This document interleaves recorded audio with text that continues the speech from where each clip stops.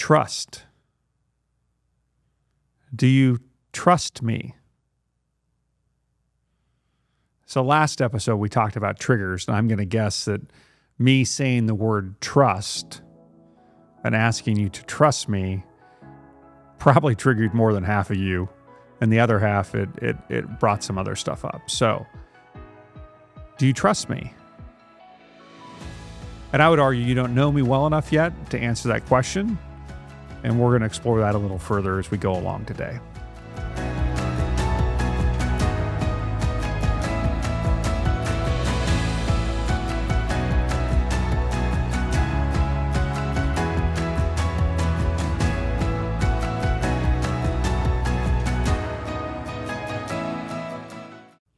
My name is Gabriel Grease, founder of Navigating Leaders, father of 3 with a beautiful bride, an amazing record of service to country and my business. And I'm just excited to have you here and humbled that you came back here today to listen and learn more.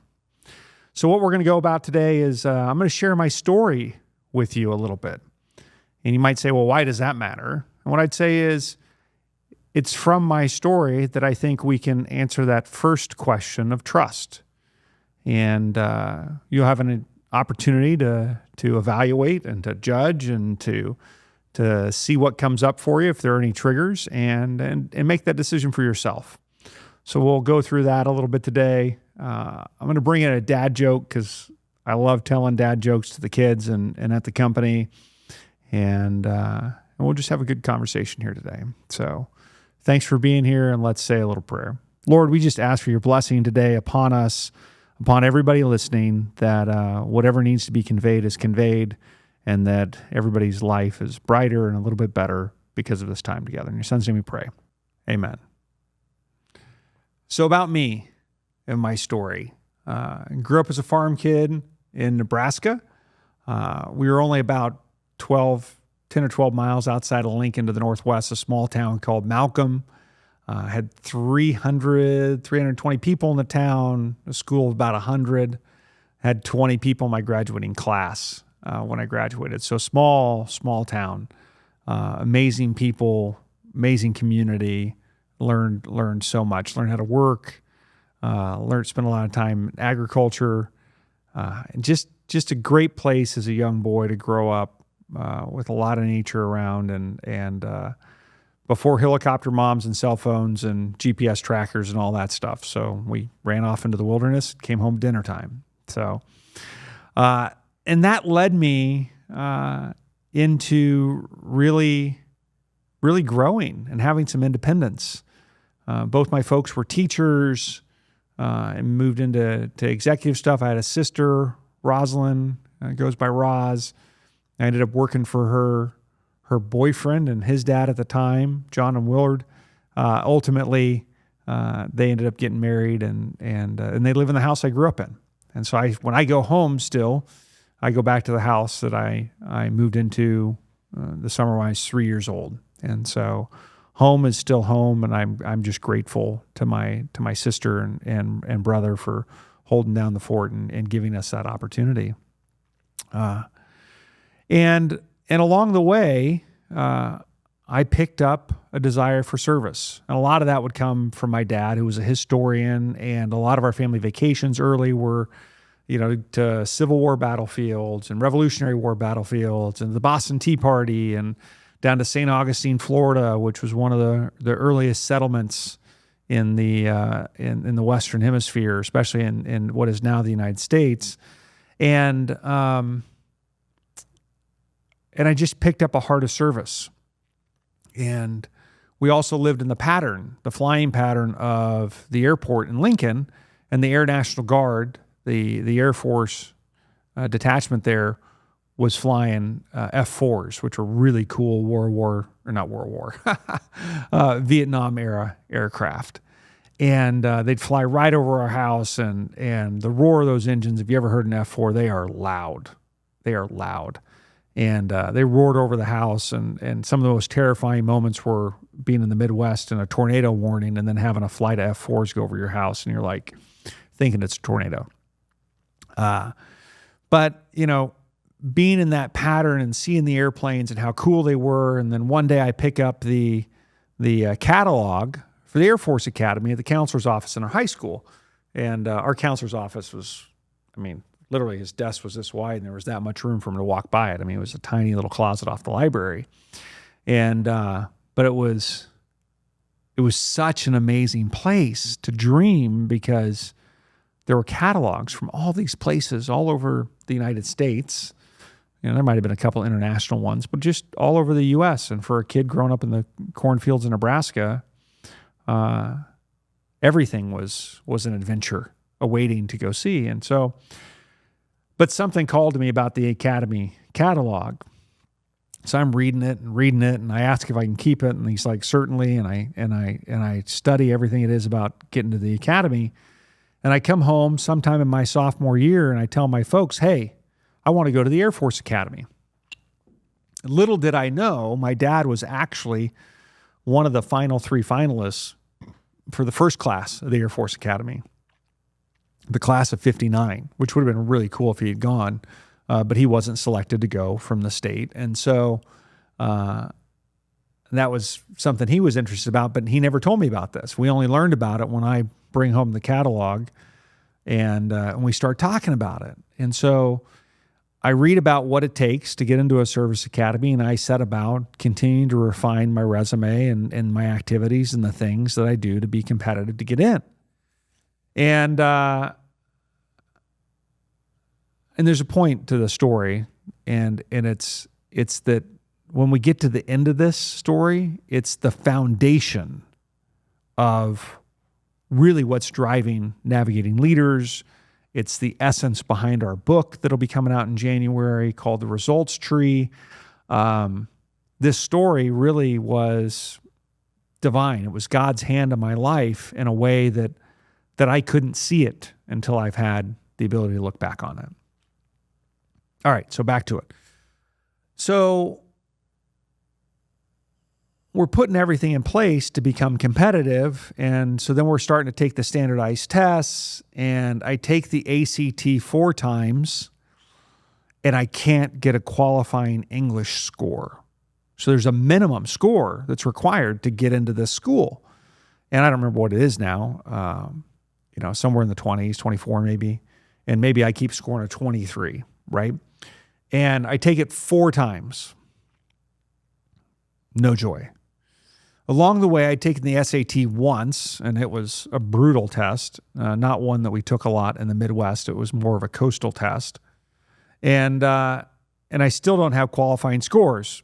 Side note, my mom's an English teacher, so she's terrified that the fact that I can't pass or get a qualifying score in English. But, later we find out that I think I was dyslexic. So I'll give myself a pass, at least a little bit there. Anyhow, so I still want to go to the academy. It's February of my senior year. By that point, most colleges have issued the vast majority of their invitations for people to go to school. And of course, I haven't gotten anything from the academy because I don't even qualify to get in yet. So in February of that senior year, spring of that senior year, I take the SAT for the second time. So this is now my 6th standardized test, if you can believe it. It's like once a month I've been taking these things. And I finally get a qualifying English score. I think minimum was 500. I score like a 510. Just barely qualify. And I'm like, yes, I'm like so excited. And maybe a week after that qualifying score, 2 weeks at the most, I get a letter from the Air Force Academy saying, you are not accepted into the class of 1995. And I'm like, oh, total heartbreak. Like I haven't applied to any other colleges. The only college I applied to was the Air Force Academy. To the chagrin of my parents, who think that's putting all your eggs in one basket, but somehow I just know this is where I'm going.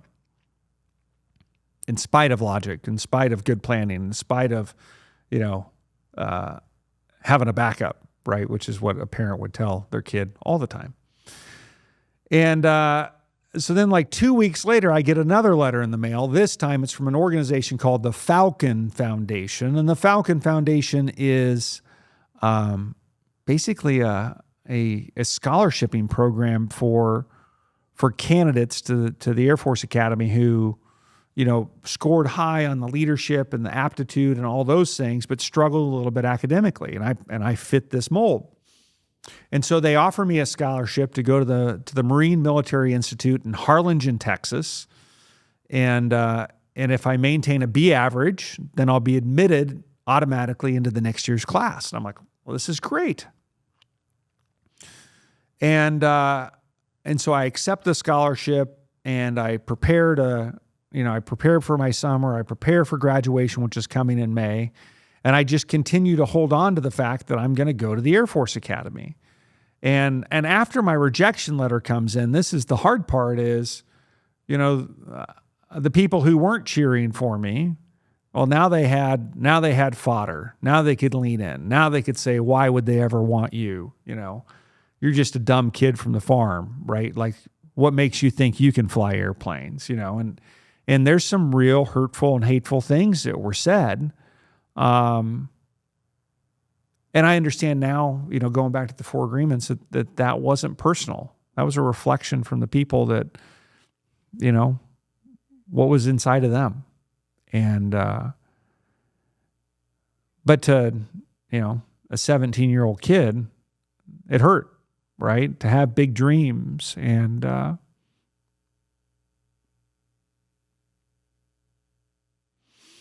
have your friends not believe hurts.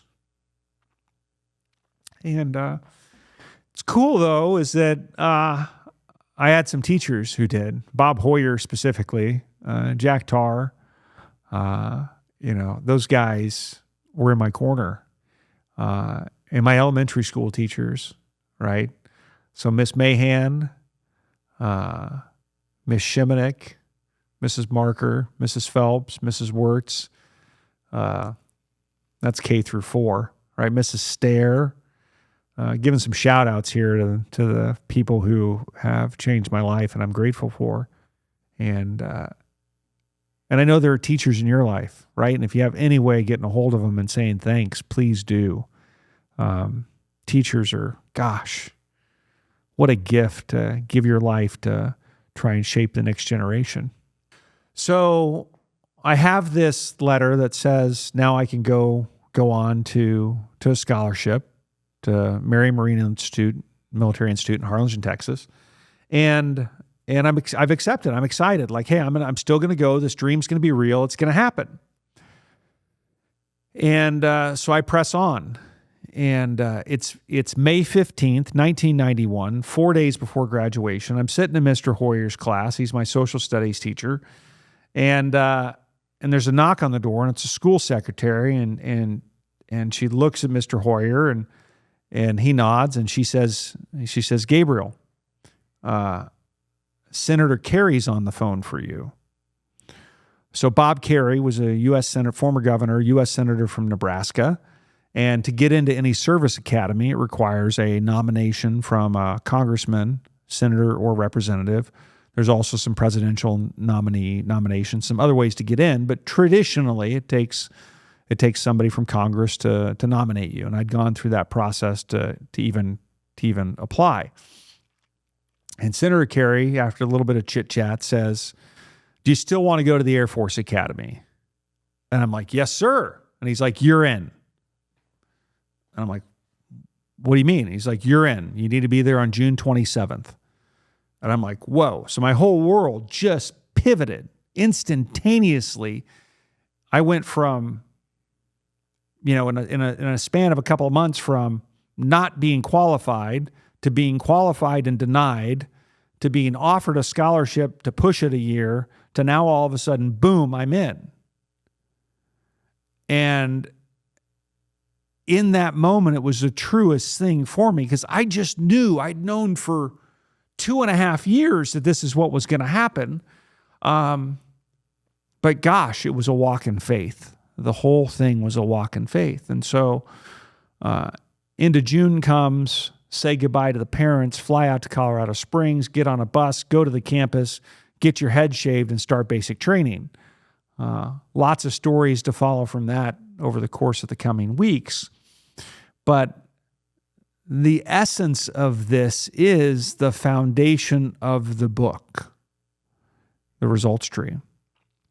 And it lays into everything we're going to talk about going over, for as long as this thing goes on. I'm sure there's going to be elements of this because it's just really, truly who I am and where I've come from. And that is that I had a vision that was so crystal clear. I just knew it in spite of reality, in spite of what people would say or think or what was possible or reasonable. I knew it to be true. And so my vision was crystal clear. And as I talked about, I had the intention, like nothing else was happening. I filled out a single application. Side note, Mom filled out an application for me to go to the University of Nebraska and sign my name to it. Maybe she wrote my essay, not sure, but I did get an acceptance letter from the University of Nebraska, just in case I didn't get into the service academies. So thanks, Mom. She's not with us, but she made sure her boy had a backup. So I had clear intention that this is what was going to happen. And then I took the committed action necessary to make myself at least competitive, to give myself a fighting chance. And that was built week over week, month over month, through athletics, through Boy State, through Voice of America, through volunteering, through working on farm. It was built over time. And then ultimately the result, right? The result is a culmination of that life that I lived as a young man up until age 18. And boom, a phone call, and I get to go. And so it's the essence of this. And, there'll be war stories from our time in Afghanistan and Iraq or supporting Iraq. Lessons learned from times at the weapons school, which is the Air Force's version of Top Gun, which I had the privilege of attending and teaching at for a little bit. And then another story that I've alluded to, which there's a picture over here of my wife and I at my graduation from the Naval Postgraduate School in Monterey. And that picture is actually 2 months to the day after our first phone call. And I knew 15 minutes into our phone call that I was done. Like, she was the one for me, and I had found her, and that was amazing. And there's a results tree journey in that story with Christy, where I frankly manifested my wife in a text message, which is super cool, and you'll hear that story later.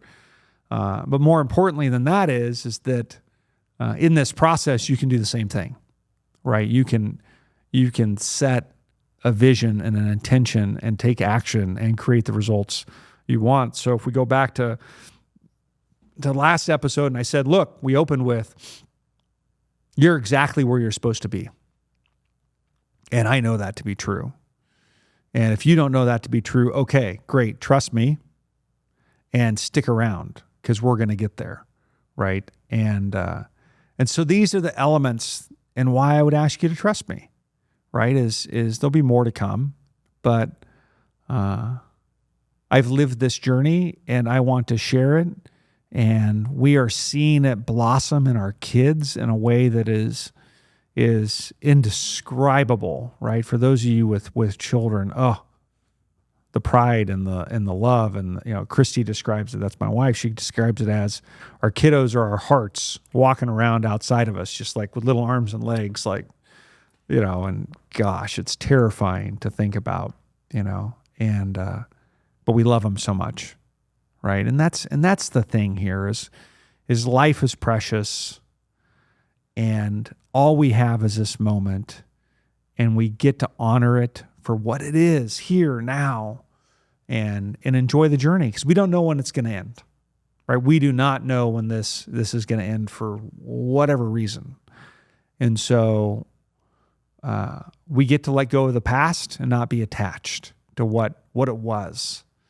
And I also don't get to breathe life into a story that doesn't serve me, right? And so I'd ask, and I'll ask it many times as we go, is the story you're telling every day, that story, is it breathing life into a past that no longer serves you? Or is it the breath of life and the fuel for a vision that you're creating? For a true and authentic, genuine version of yourself? Is that the story you're telling? Because I promise you, if you're anything like me, and I've done it, right? And I work on it and catch myself when I bring up moments of my failures or bring up stories of the past and in environments where it doesn't even make sense, but it's almost as if I'm unworthy, or I'm going to undermine myself, or I better say it first, because if they find it out from somebody else, what are they going to think? Like, I mean, it's crazy to think about what's going on deep inside my brain at a given time. And hopefully there's something there that's relatable to you. And so I just ask that you be aware of the stories you're telling about yourself to others, the story you're telling yourself internally, and how you're treating yourself, right? Be graceful, be kind, be loving, be present, be joyful, like you are a miracle in this time for a purpose that only you can fulfill.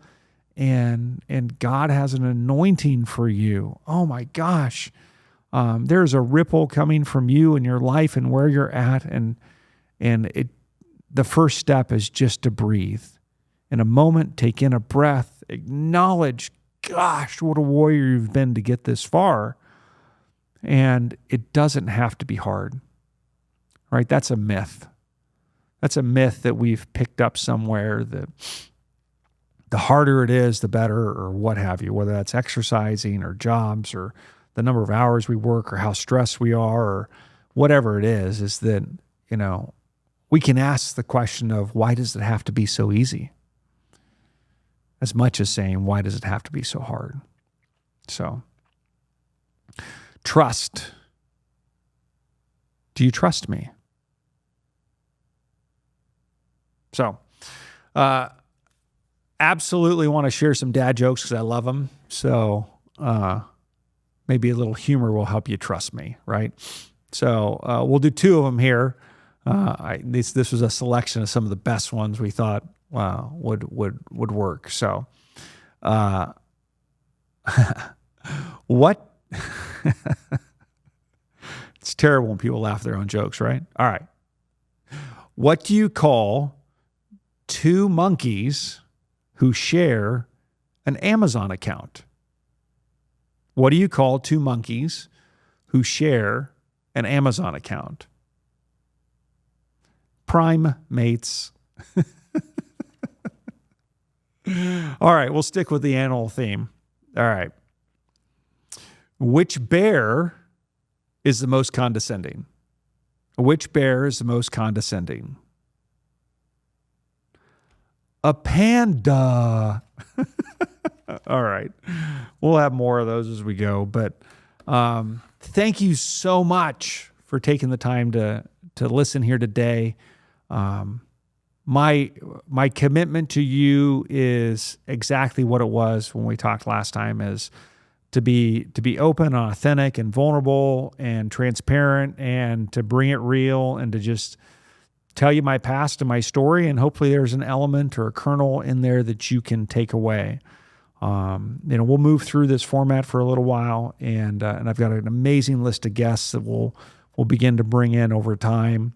But I want you to have enough information to make a genuine decision, an active decision of choosing to listen and to adapt and to bring things in, to choose something new today in this moment because of this conversation, and to see how that changes, right? To see what that does in your life. And so in order for you to have the courage, it's not a requirement, but I think it'll help, but to have the courage to try something on new, trust.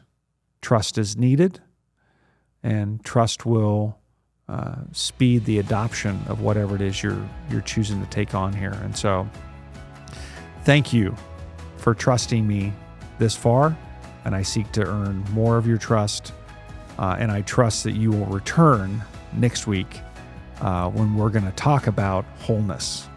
Wholeness as a person, and how that shapes who we are each and every day.